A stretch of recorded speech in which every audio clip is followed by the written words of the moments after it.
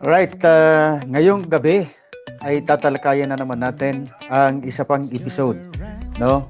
Dito sa ating 4K, ang kwentuhan ng kaalaman na may kasamang kantahan at pati na kasiyahan. Pero this time, puro muna tayo kaalaman, ano? Dagdag kaalaman sa atin pong mga kapwa, manggagawang lipunan, mga development workers, mga kapartners sa trabaho at iba-iba pa, lalo na itong mga professors and teachers, mga educators.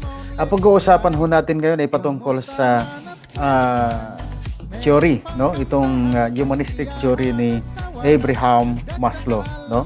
Ito ay hierarkiya ng mga pangangailangan, no? At ito ay nakatuon sa paglago ng tao, sariling kakayanan at pagtupad sa buong potensyal ng sarili. So, memory trick lang tayo, ano? Sabi ni Maslow, lumago at maging pinakamahusay na version ng sarili.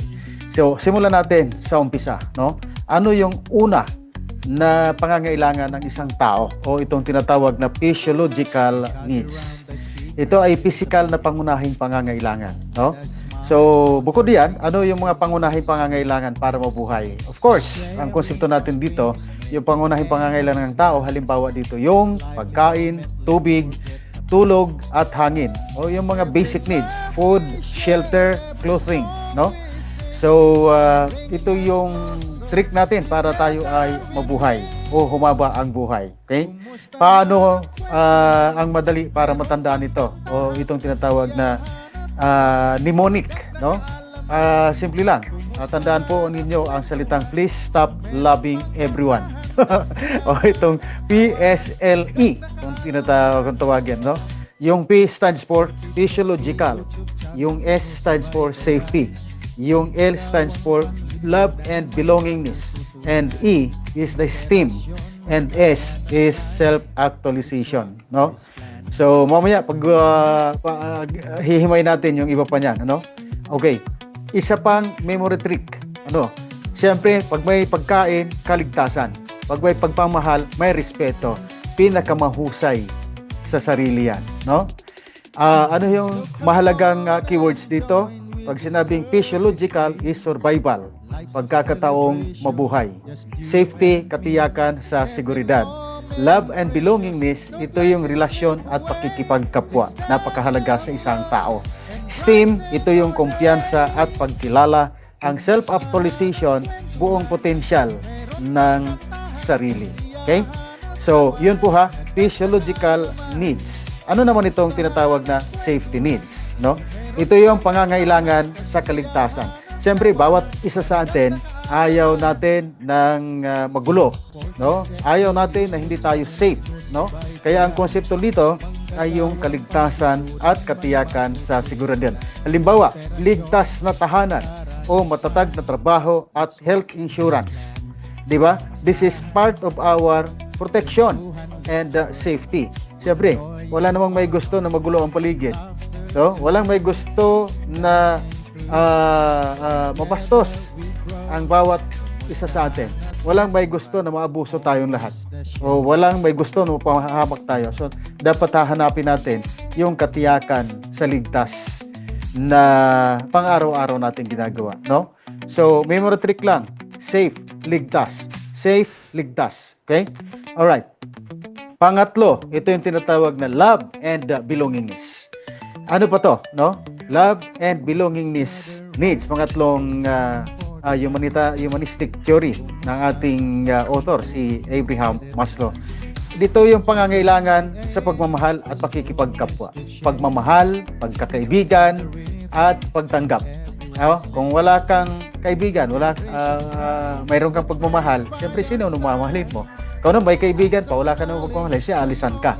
Kung hindi ka naman tanggap sa iyong kaibigan at wala ka rin pagmamahal, di wala ka rin kwenta. Okay?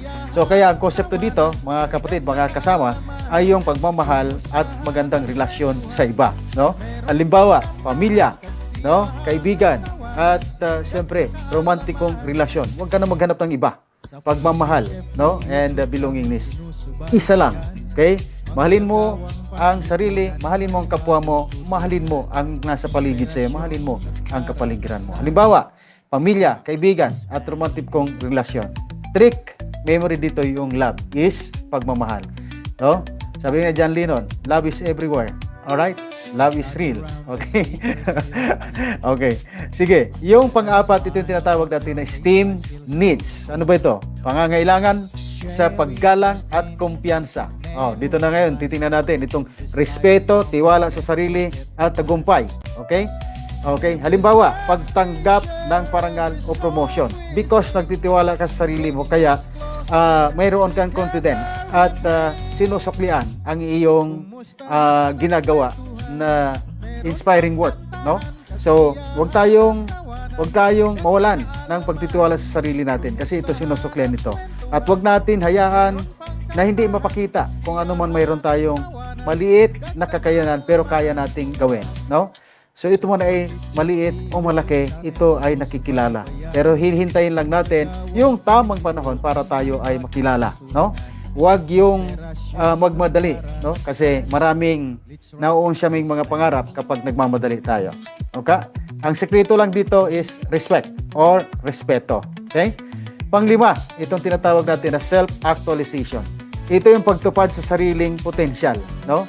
Actualization, pagtupad sa sariling potensyal. Okay?